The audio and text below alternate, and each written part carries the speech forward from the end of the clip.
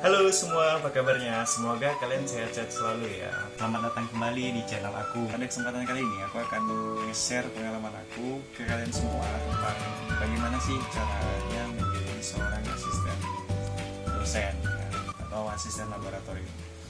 Nah, sebelumnya video ini tuh bermula ketika ada dari junior yang menanyakan ke saya tentang, "Bang, bagaimana sih caranya menjadi seorang asisten dosen?" gitu kan.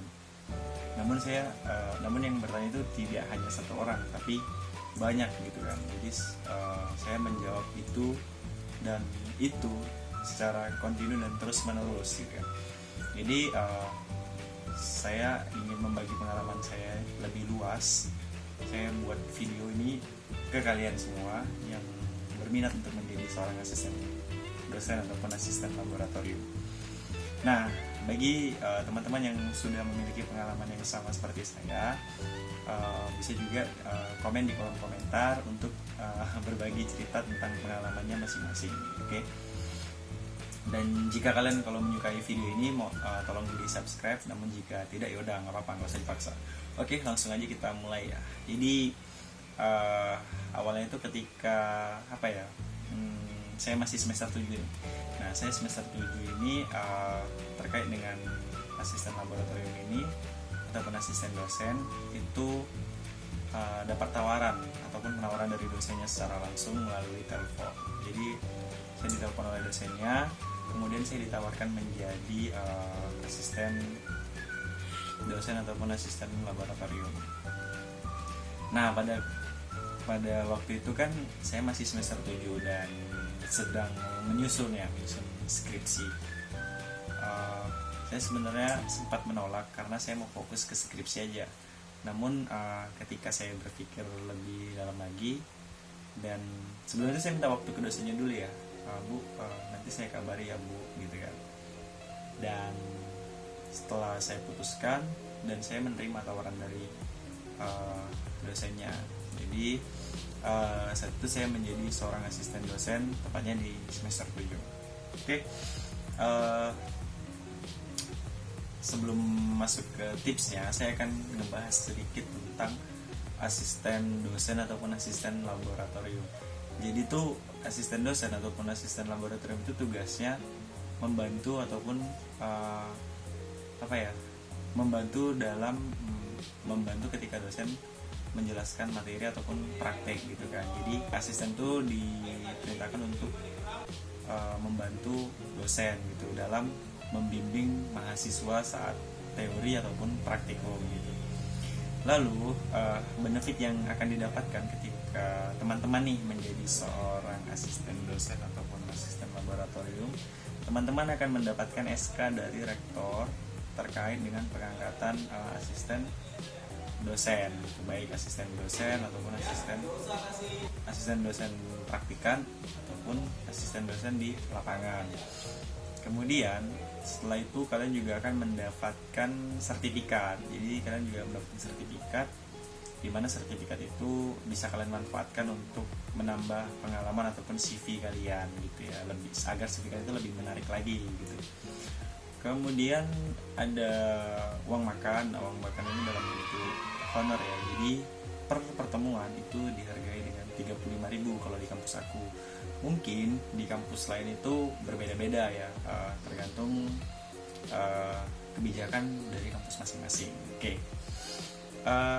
Terkait dengan rekrutmennya, biasanya saya lihat nih di beberapa kampus tuh ada yang memberikan informasi tentang perekrutan menjadi asisten dosen di mading ataupun di Instagram fakultas ataupun prodi masing-masing. Ada juga yang memang langsung ditawarkan oleh dosennya. Aku langsung ditawarkan langsung oleh dosennya. Jadi kenapa bisa sih gitu ya? Jadi awalnya itu karena dosen itu pernah mengajar di kelas ya, pastinya pernah mengajar mata kuliah yang pernah saya ambil gitu ya, misalnya seperti kimia dasar ataupun biokimia, kimia organik dan lain sebagainya. Jadi saat itu memang saya ini kan jurusannya biologi, nah saya fokusnya itu ke ekologi hewan. Namun walaupun saya berfokus di bidang ilmu biologi, saya juga menyukai terkait dengan ilmu kimia gitu ya, baik itu kimia organik ataupun biokimia gitu kan. Jadi sempat saya tuh ngambil mata kuliah pilihannya itu kimia bahan alam, artinya kan itu tentang apa ya, kimia lebih lanjut lagi gitu ya, ada lagi turunannya seperti metabolit sekunder dan lain sebagainya. Jadi dosen itu juga udah mengenal saya gitu kan, mungkin dari segi kemampuan dan prestasi gitu kan. Saat itu saya dosen itu tahu kalau saya itu merupakan mahasiswa berprestasi gitu kan di bidang kegiatan-kegiatan lomba, dan juga saya juga awardee ya, penerima 2 beasiswa sekaligus gitu kan. Nah mungkin dari pengalaman saya jadi dosen tuh tertarik untuk merekrut saya menjadi asisten dosen seperti itu. Ya mungkin seperti itu. Jadi yang penting kita dikenal dosen aja, dikenal dalam konteks lebih ataupun lebih baik lah gitu daripada teman-teman yang lainnya. Bagaimana caranya? Ya belajar dan tahu arah goalsnya itu apa. Jadi kalau saya dulu waktu masih semester 1, 2, 3, dan 4 gitu kan, ketika misalnya ada mata kuliah misalnya genetika, saya udah melihat itu, ini goalsnya kemana gitu. Atau ada juga biokimia, ini goalsnya kemana. Jadi kalau kita udah tahu goalsnya kemana, kita lebih enjoy aja menjalaninya.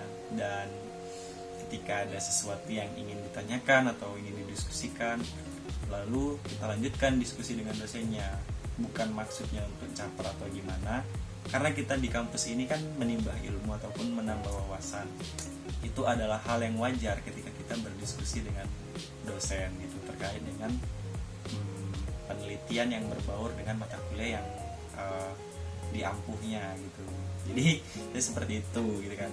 Dan dosen tuh, wah ternyata ini anak tertarik gitu untuk melakukan penelitian yang berbaur dengan hal-hal yang seperti ini gitu kan. Seperti itu. Kemudian saat saya menjadi asisten juga itu yang saya dapatkan selain yang tadi yang di awal seperti sertifikat ataupun honor atau uang makan, kita juga akan mendapatkan pengalaman yang pengalaman yang tidak semua mahasiswa itu mendapatkan pengalaman yang seperti itu gitu loh. Karena bayangin asisten dosen itu membantu dosen membimbing mahasiswa dengan jumlah yang banyak gitu, 50 bahkan 60 gitu. Dan ini menjadi challenge juga buat kita nih, maksudnya buat teman-teman juga yang ingin menjadi asisten dosen. Pasti tahu lah kan, itu adalah pelajaran yang menurut aku sangat berharga gitu, karena kesempatan itu hanya mungkin sekali dalam kuliah, sekali maksudnya itu adalah sekali selama menjalankan kuliah seperti itu. Dan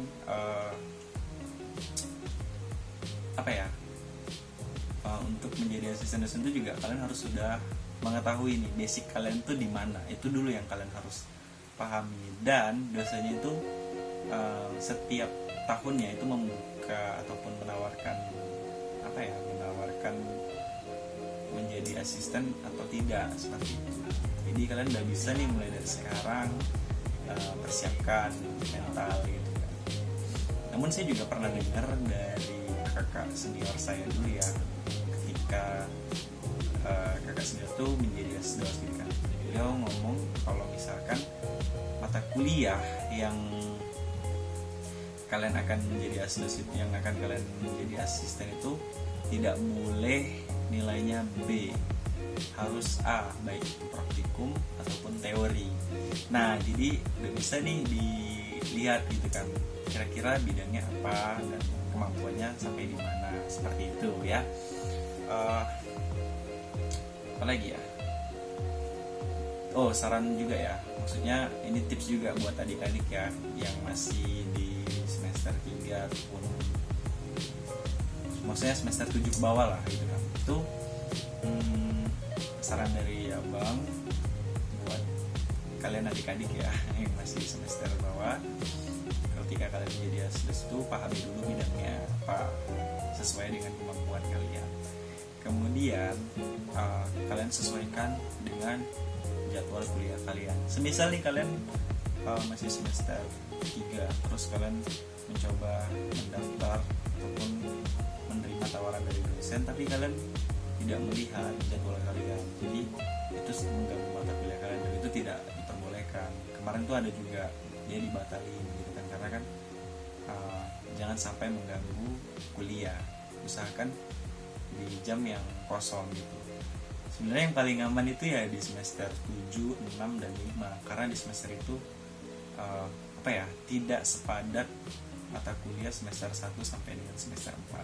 Memang di semester 5 itu juga ada yang mata kuliah berat, namun tergantung kalian. Kalau misalnya kalian sanggup, why not, ya kan? Seperti itu. Tapi kalau kalian nggak sanggup ya udah, nggak usah diikuti pun juga nggak apa-apa gitu kan. Mungkin kalau ada kesempatan di semester 7 yang banyak waktu kosongnya, silahkan kalian coba. Jadi itu aja ya pengalaman, itu aja ya tips dan triksnya. Mungkin tips dan trik yang saya bagikan ini cukup berbeda ya dari video-video yang lainnya, karena video-video yang lain itu berdasarkan per poin. Nah kalau ini memang pure berdasarkan pengalaman aku di dalam cerita gitu. Jadi teman-teman bisa lebih lebih memahami dengan jelas seperti itu. Oke, saya berharap video ini bisa bermanfaat buat teman-teman semuanya ataupun adik-adik semuanya yang ingin menjadi asisten dosen. Saya berharap kalian bisa menjadi seorang asisten dosen dan terpilih, dan dapat menjalankan amanahnya dengan baik seperti itu. Oke, mungkin sekian aja ya video dari saya. Mungkin kalau ada yang mau ditanya-tanyakan, kalian bisa langsung nge-DM saya di Instagram, ataupun kalian bisa juga langsung aja komen di kolom komentar. Nanti aku pasti akan balas komentar-komentar kalian. Kalau misalnya nggak ada, berarti udah jelas ya, nggak usah ditanyain juga, nggak apa-apa nggak di komen. Dan juga jangan lupa juga di subscribe ya, karena subscribe itu sebenarnya untuk mendukung channel ini supaya aku tuh bisa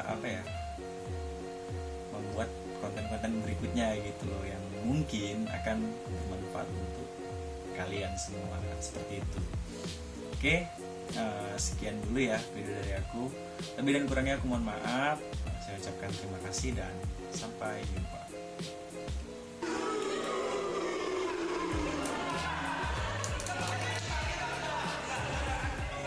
1, 2, 3.